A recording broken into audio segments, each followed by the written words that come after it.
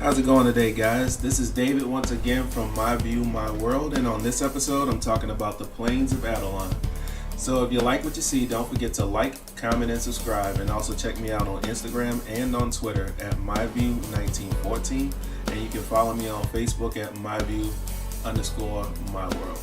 Now let's get into it. So guys, the plains of Eidolon, it's finally here. After all this time of waiting on it, we finally got open world. Kinda.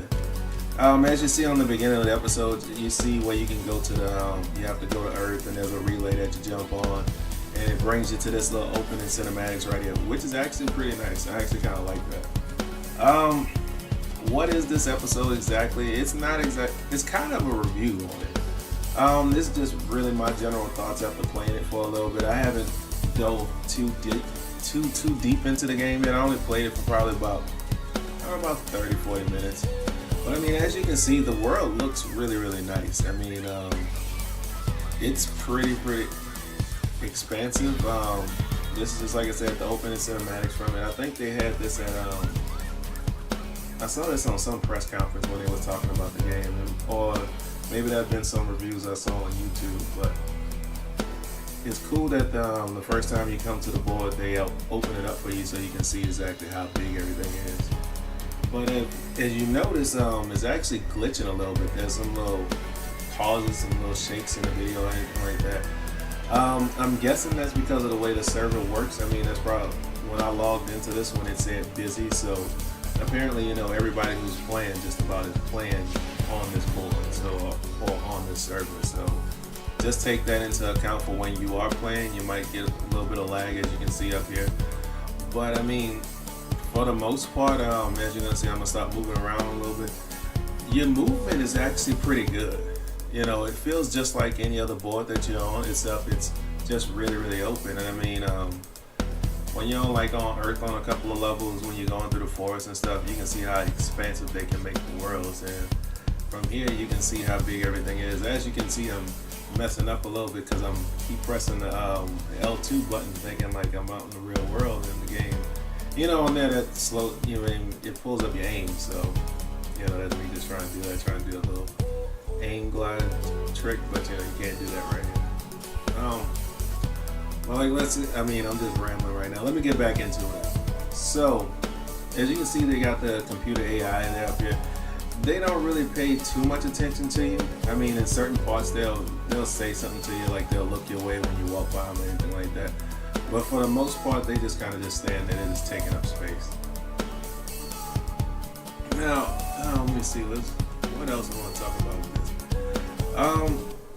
The coolest part to me is just, like I said, the board is pretty open. You can explore just about everything in here. Like, just about anything you can see, you can go interact with it to a certain extent. And I like that because it reminds me of playing old school Final Fantasy when you're running around the different levels that you're on. But like I said, Final Fantasy is one of my favorite games, but that's beside the point. One thing I will add to this, the boards are so open. I got lost on this. As you can see just from the map in the corner right there, I mean, there's a lot of open space right here. And as I get further into the level, I actually open up the main map, and you can see for days on that map. It just about takes up the entire screen. And I'm also that's a lot of real estate to explore. I'm wondering how they're gonna fill that up with missions, because when you get into it, as you're gonna see later on in the video, you're kind of just wandering around, and then something will happen, and then they'll tell you to get to a certain location, and you can join the mission. Now, but like I said, to actually get to the part to where you're actually on the plains, you have to go through this little market area, you go through the city and everything like that. But I didn't see any road maps or anything. I didn't see any signs or anything up on screen saying go this way, or something on my navigation pointing me in a certain direction. I just kind of found it. And maybe for the future they can do something with that. Maybe they can set up a waypoint system in it, or some kind of notification for your map, because as you can see on in the map in the corner, there's not really anything up here to just distinguish anywhere where you're at. You just kind of have to know where you're going. And like I said, that's a problem for me because, like I said, if you're trying to meet up with some friends on the board, you can't really just be like, well, meet me around the corner. You know, there's nowhere to go. They're gonna have to throw up a notification for you, just so they can find you, instead of just saying like, well, I'm in the town square, or you know, I'm in the at the marketplace or something like that. They could have like little signs it can guide you in the right direction, or you know, like they're doing in other games. But you know, that's kind of just nitpicky right now. I mean, like I said, that's something that can be worked out in a later upgrade or something, or maybe some add-on or something they can just hook the game up with. Well, let's see, maybe I know I'm gonna show it. Yeah, there's the map again. So as you can see, that map is pretty huge. There's a lot of things going on in this mission, but you know, I mean, just generally just fall forward. I mean, just keep going through the game and you'll find where you need to go. All right, this spot right here, this is where you have to actually go to get the mission started. Now, like I said, this map is so huge. I mean, like I just kind of found this. And like I said, and then when you get out into the board right here, like I said, it just started showing that I'm joining a party and everything like that. And it took a little while for this little scene to open up. I almost left this area. I'm thinking like I didn't know what was going on. I didn't even know that I actually joined them. I didn't actually know I was in the right area to go to the planes. So like I said, something where they can upgrade is just put some signs up so people know where they're going, or put some notifications on the map. But as we get through this, you'll see it opens up to the main world.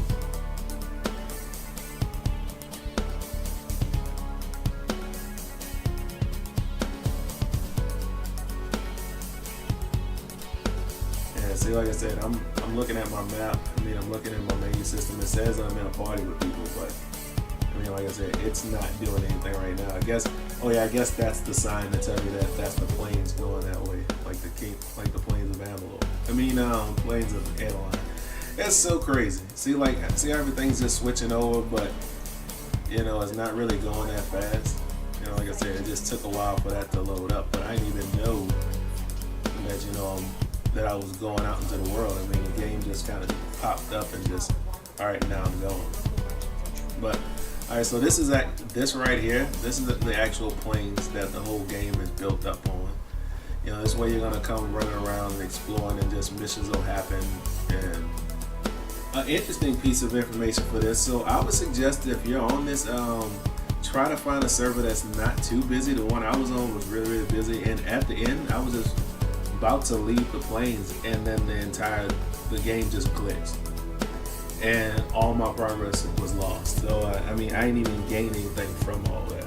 I don't think so, at least, because the game just completely just logged me out. Unless it's some kind of internal save system that just once you unlock a couple of things, it's just there for you forever.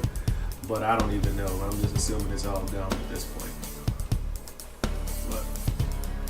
I didn't really see anything to scan much on this mission. Like you see, I brought out my codex scanner, but other than just the well, I guess the enemies that you'll run across, I mean, that's all that your codex is going to be scanning on this. Oh, no, just a little piece of information. I mean, I don't know who all knows about this yet, but if you get the Helios, and it may be just that one, or it could be just a mod I had, but it has an ability where it'll just auto scan everything around you. So that's really, really helpful to help you finish off your codex. That's actually why I use it so much. But you know, like I said, the world right here, as you can see, is pretty expansive. There's a lot of things not going on right now. Like I said, but I think that has to do with just how big the boards actually are in comparison to how many people are on it. I mean, I wouldn't want the map just jammed up with people, but also, I mean, I really wouldn't want to explore all this amount of space with nothing going on by myself. You know, if I'm gonna explore it, I mean, let's go find like a dungeon or something over there. Let's go find like an area on the map where the AI is like really, really tough or something like that. That'd be something I'd be interested in playing, or something interested in doing on here. But as of right now, like I said, as you can see, it looks really, really nice, but there's really nothing going on. You know, you can go fishing, you can go hunting and stuff like that, but I mean, as you see in the markets, you gotta go buy the materials that you need. So, and it's not using the main currency like you have on your ship when you go to the different relays and stuff like that. They use different currency systems on here. So, I mean, that's gonna be something else that you're gonna have to invest in on the game. I understand why though. You know, I guess they're going a different path with the game for right now. But I mean, like I said, that's something that you got to keep in mind because you're not going to be able to buy just everything right out the gate. Maybe if you're like logged on with Twitch or something like that, maybe they got something going on to where they'll give you some kind of bonus or something that you might run across. I don't like with your clan, they might have something going on where they're giving some kind of giveaway or something like that. But for the most part, just get ready to start farming again. But it's a cool place to do it.